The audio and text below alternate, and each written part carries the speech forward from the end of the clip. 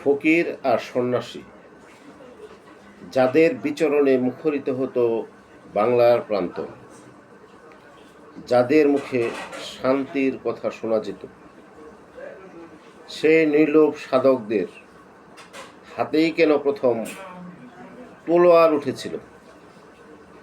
কেন শান্ত আকরা আর খানকা ছেড়ে তাদের যুদ্ধের মাঠে নামতে হয়েছিল? এই প্রশ্নের উত্তর লুকিয়ে আছে ময়মনসিংহের এই ফকির আর সন্ন্যাসী ইতিহাসের গভীরে। আজ ফকির সন্ন্যাসী বিদ্রোহের ইতিহাস নিয়ে কথা বলব। 1757 সালে পলাশীর আমবাগানে বাংলার স্বাধীনতার সূর্য অস্তমিত হয়েছিল, অর্থাৎ বাংলার স্বাধীনতা তখন ব্রিটিশদের হাতে চলে গিয়েছিল। তারপর ব্রিটিশ ইস্ট ইন্ডিয়া কোম্পানি এদেশকে লুটপাট করতে শুরু করেছিল। শুরু হলো অমানসিক নির্যাতন ব্রিটিশদের দ্বারা। সাধারণ মানুষের খাবার কেড়ে নেওয়া হলো, সাধু সন্ন্যাসীদের তীর্থযাত্রায় বাধা দেওয়া হলো। সাধু সন্ন্যাসীদের যখন এই তীর্থযাত্রায় বাধা দেওয়া হয়, যখন অত্যাচারের সীমা ছাড়িয়ে গেল, তখন 1763 সালের এই ফকির সন্ন্যাসীরাই প্রথম বুক চিতিয়ে দাঁড়িয়েছিলেন। ফকির সন্ন্যাসী বিদ্রোহ মূলত 3টি প্রধান কারণে হয়েছিল। প্রথমত ছিল ব্রিটিশদের অতিরিক্ত রাজস্ব আদায়ের নামে অমানসিক শোষণ ও লুণ্ঠন। দ্বিতীয়ত ছিল তীর্থযাত্রায় বা তীর্থযাত্রীদের উপর অন্যায়ভাবে তীর্থকর আরোপ এবং চলাফেরায় বাধা দান। তৃতীয় কারণটি ছিল 76 মন্বন্তরের, অর্থাৎ বাংলা 1176 বঙ্গাব্দে যে চরম দুর্ভিক্ষে ব্রিটিশদের নিষ্ঠুর আচরণ ও খাদ্য সংকটের প্রতিবাদে। এই 3টি কারণে ফকির সন্ন্যাসীদের বিদ্রোহটা হয়েছিল। এটি শুধু একটি বিদ্রোহই ছিল না, এটি ছিল পরাধীনতার শিকল ভাঙার প্রথম সশস্ত্র বেঁচে থাকার লড়াই বলা যায়। হিন্দু মুসলিম এক হয়ে লড়াই করেছিলেন। মধুপুরের ঘন জঙ্গলকে দুর্গম বানিয়ে আমাদের পূর্বপুরুষেরা অসম্ভব সাহস দেখিয়েছিলেন। সেই সাহসী গল্প আজও ময়মনসিংহের সবচেয়ে বড় গর্ব। ব্রিটিশরা হিন্দু মুসলিমদের মধ্যে বিভেদ সৃষ্টি করেছিল, কিন্তু দুই সম্প্রদায় একসঙ্গে লড়াই তারা চালিয়ে গিয়েছিল। ময়মনসিংহের এই মাটিতে ক্ষুদ্র নৃগোষ্ঠী এবং সাধারণ শ্রমজীবী মানুষও সমানভাবে অংশ নিয়েছিল। মূল সক্রিয় সময়টা ছিল 1763 থেকে 1800 খ্রিস্টাব্দ পর্যন্ত, প্রায় বলা চলে যে 37 বছর ব্যাপী এই সময়টা বা বিদ্রোহটা ছিল। অনেক ঐতিহাসিক এটিকে দীর্ঘ 4 দশক ধরে বিস্তৃত প্রতিরোধ বলে উল্লেখ করেছেন।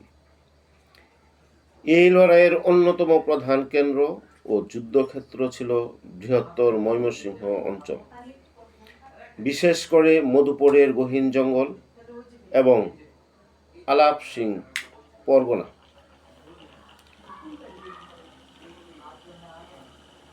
আমরা লক্ষ্য করব যে ইংরেজি এই 1770 সাল এবং বাংলায় 1176 বঙ্গাব্দে, যখন 76-এর মন্বন্তরে বাংলার 1/3 মানুষ না খেয়ে মারা গিয়েছিল, তখনও এই ব্রিটিশ ইস্ট ইন্ডিয়া কোম্পানির লোভী চোখ খাজনার দিকে ছিল।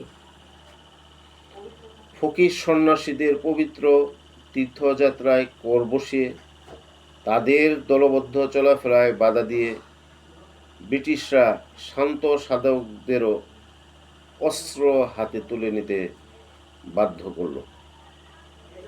তারা তাদের নথিতে ডাকাত বলে গালি দিলেও ডাকাত বলে তাদের নথিতে সম্বোধন করত এই যারা এই ফকির সন্ন্যাসী ছিল।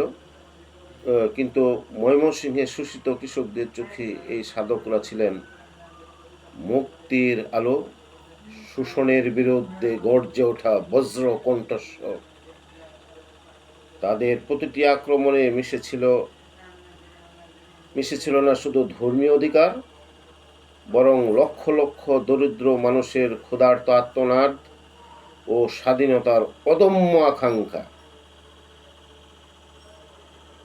ময়মনসিংহের মধুপুর অঞ্চল শুধু একটা অরণ্য নয়, এটি ছিল বিদ্রোহের ধকধকে বলা যায় হৃৎপিণ্ড। গহীন এই জঙ্গল ফকির মজনু শাহ ও তার সাহসী অনুসারীদের অটুট আশ্রয়কেন্দ্র বা আশ্রয়স্থল হয়ে উঠেছিল এই অঞ্চলটা। গেরিলা যুদ্ধের কৌশলে চোরাগুপ্ত আক্রমণে ব্রিটিশ বাহিনীকে বারবার পর্যদস্ত করেছিলেন, তাদের মানসিকতাকে ভেঙে দিয়েছিলেন, এই তাদের মূল ভিতকে কাঁপিয়ে দিয়েছিলেন। আলাপ সিং পরগনা থেকে নেত্রকোনা, শেরপুর হয়ে জামালপুরের পাহাড়ি এলাকা পর্যন্ত ছড়িয়ে পড়েছিল তাদের রণহুঙ্কার। এই জঙ্গলের প্রতিটি গাছ, প্রতিটি পথ যেন চিৎকার করে বলতো, বিদেশি শোষণের সামনে মাথা নত করবা না, প্রতিরোধ গড়ে তুলব যতদিন নিঃশ্বাস বা শ্বাস আছে। ময়মনসিংহের আকাশ আজও যেন সেই কামানের গর্জন আর তলোয়ারের ঝনঝনানিতে মুখরিত হয়ে আছে, বা জনজননী ভুলতে পারে না। 1782 সালের পুকুরিয়ার মাটি রক্তে রঞ্জিত হয়েছিল। ব্রিটিশ বাহিনীর সাথে মরণপণ লড়াইয়ে ফকির মজনু শাহের বাহিনী অসীম সাহস দেখিয়েছিলেন। তারপর 1786 সালের 8ই ডিসেম্বর কালেশ্বরের প্রান্তরে ঘটল সেই ঐতিহাসিক সম্মুখ যুদ্ধ।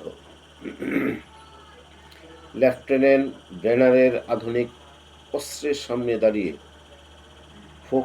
ফকির মজনু শাহ লড়ছিলেন অমিত তেজে, বুক টান করে। সেখানে তিনি মারাত্মক আহত হন এই সম্মুখ যুদ্ধে, কিন্তু তার সেই বীরত্ব আজও আমাদের রক্তে বয়ে বেড়ায়, এই রক্তে আগুন জ্বালায়। বাংলার যোদ্ধারা কখনো অসীম লড়াইয়ের পিছপা হয় না। এই লড়াই শুধু অস্ত্রেরই নয়, হিন্দু মুসলিম ঐক্যের এক অমর উপাখ্যান বা অমর গাথা হয়ে আছে। একদিকে মাদারি ফকিরের প্রাণপুরুষ মজনু শাহ, অপরদিকে সন্ন্যাসী নেতা ভবানী পাঠক ও বীরঙ্গনা দেবী চৌধুরানী। ধর্মের নামে কোনো বিভেদ নয়, শুধু একটাই লক্ষ্য, ব্রিটিশ শোষণের শিকল ছিঁড়ে ফেলা। 1788 সালের 26শে জানুয়ারি, মতান্তরে 1787 সালেও অনেক নথিতে পাওয়া যায়। এই সময় মজনু শাহের মহাপ্রয়াণ ঘটলেও লড়াই কিন্তু থেমে যায়নি, বা লড়াই চালিয়ে গিয়েছিল। চেরাগ আলী শাহ মুসা সারা সেই মশাল হাতে তুলে নিয়েছিলেন, যেন বলেছিলেন একজন পড়ে গেলে 1000 জন উঠে দাঁড়াবে।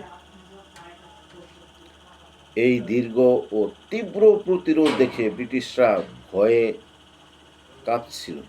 ময়মনসিংহ অঞ্চলের তৎকালীন, এটা নাম ছিল নাসিরাবাদ, শাসন ব্যবস্থা শক্তিশালী করতে তারা বাধ্য হয়েছিল। কিন্তু এই বিদ্রোহ শুধু দমন হয়নি, এটি আগুনের স্ফুলিঙ্গ হয়ে ছড়িয়ে পড়েছিল। পরবর্তীকালে তিতুমিরের বাঁশের কেল্লা, নীল বিদ্রোহ সহ বাংলার সব বড় সংগ্রামে এই প্রতিরোধ অনুপ্রেরণা জুগিয়েছিল। ঐতিহ্যের মশাল ও অদম্য উত্তরাধিকার, ইতিহাসের পাতা উল্টালে হয়তো অনেক নাম হারিয়ে যায়, কিন্তু ময়মনসিংহের মানুষের হৃদয়ে ফকির সন্ন্যাসী বিদ্রোহীদের সেই বীরত্ব গাথা আজও অক্ষয় হয়ে আছে। আমরা সেই গর্বিত মাটির সন্তান,